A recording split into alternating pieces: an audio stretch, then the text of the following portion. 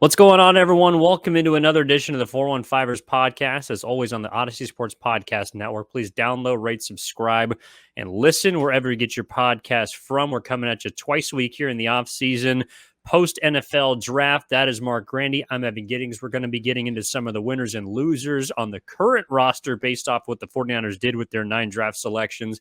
We're going to be talking about a couple of signings that they made this week, one at, of course, an always interesting position. And we're also going to have some fun with, kind of a quote that we saw from last week that I thought we could turn into a bit of a fun segment for you here on the 415ers. But before we do all that, Marc Grandi, Evan Giddings with you. Marc, my man, how are you? I'm doing well, Evan. A little bit of a down period right now in the NFL after the draft. So enjoying that, a chance to catch our breath after the NFL offseason has kind of run 24/7 since the end of the Super Bowl. There's been drama. There's been crazy news, trades, signings, players saying, I'm not going to return to this team. There's been a lot going on.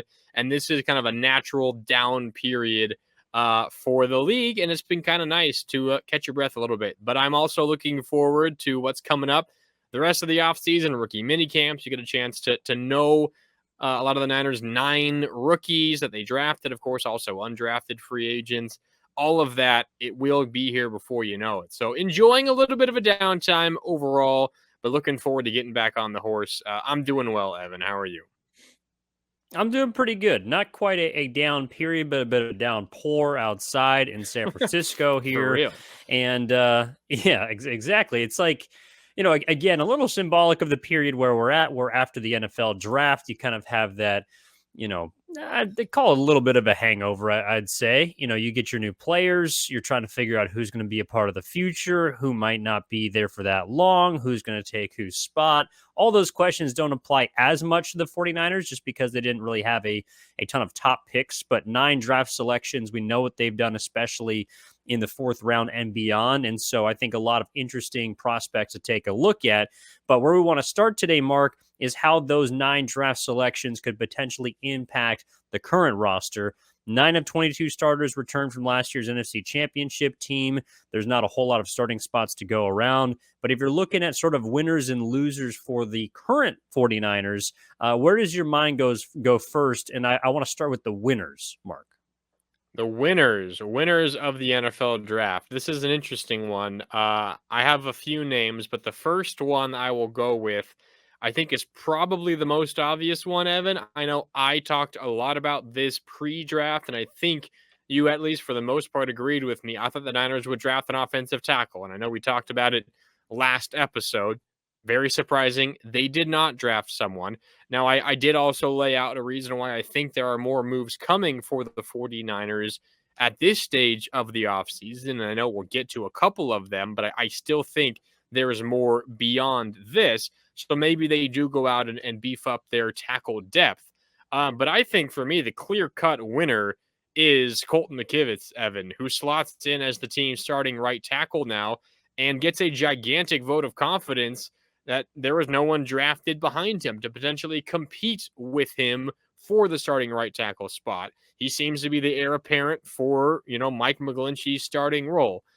So for me, Evan, that seems to be the clear number one winner from this NFL draft that is currently on the 49ers roster. Colton McKivitz. I mean, I would have put a lot of money on the Niners drafting at least one offensive tackle in this draft, considering how many picks that they had.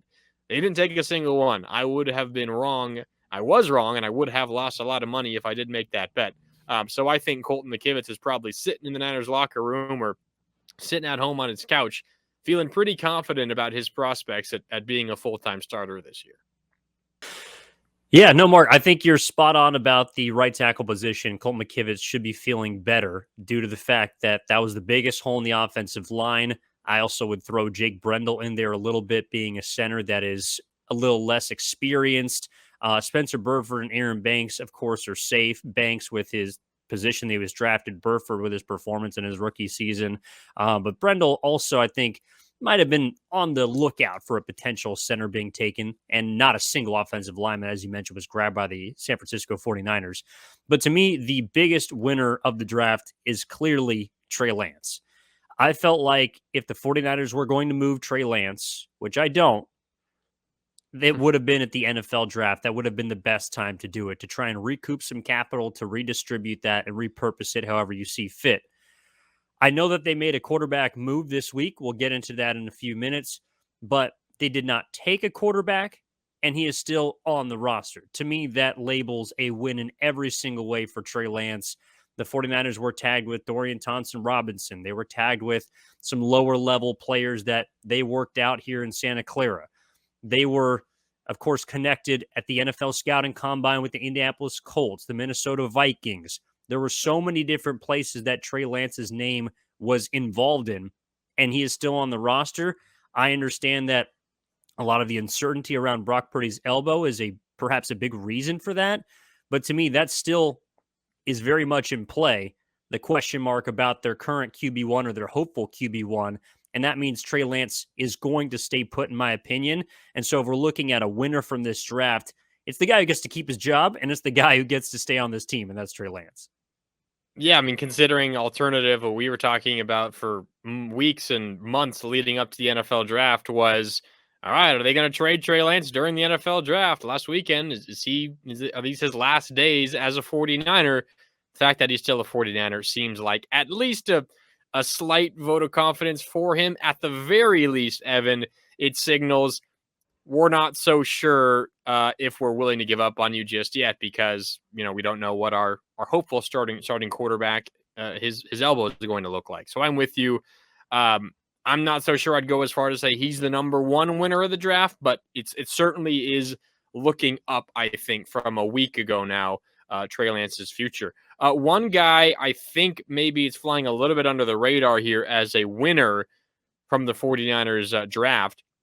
It's something that Kyle Shanahan mentioned early when he was talking about drafting a kicker. He kind of jokingly said, I can't believe we didn't draft a running back. I think there's a very real reason why. Obviously, Christian McCaffrey, he's not a winner. I mean, he's not threatened by any rookie out there.